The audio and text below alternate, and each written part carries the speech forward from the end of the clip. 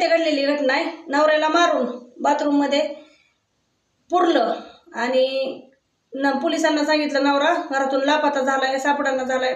तब्बल 45 दिवसांनी पोलिसांनी त्याला हुडकून काढलं। आग्रा येथे सिकंदरापुरा येथे घडलेली घटना आहे। मृतकाचं नाव सुरेंद्र शर्मा, वय 44, आणि त्याची बायको रुबी। हे दोघं जण संसार करत होते। 2 मुली होत्या, पण तो सतत दारू पिऊन यायचा आणि तिला त्रास द्यायचा, मानसिक त्रास द्यायचा, शारीरिक त्रास द्यायचा। या कारणामुळे तिला नवरा नकोसा झाला आणि तिनं त्याला मारायचा प्लॅन रचला। संडास बाथरूम बांधायचं नवऱ्याला म्हणाले म्हणून एक खड्डा खाल्ला, तो बांधून घेतला आणि बांधून झाल्यानंतर म्हणले मिस्त्री चांगलं नाही तर म्हणून तो काम बंद करायला लावलं। काम बंद केल्यानंतर त्याला खिचडी बनवली, भात बनवला आणि त्यात त्याला झोपीच्या गोळ्या दिल्या। तो संध्याकाळी दारू पिऊन भात खाऊन झोपल्यानंतर त्याला त्या खड्ड्यात ओढत नेऊन त्यात टाकलं, त्याच्यावर दगडं टाकली, माती टाकली आणि त्याला पुरून टाकला आणि त्याच्यावरती फरशा लावल्या।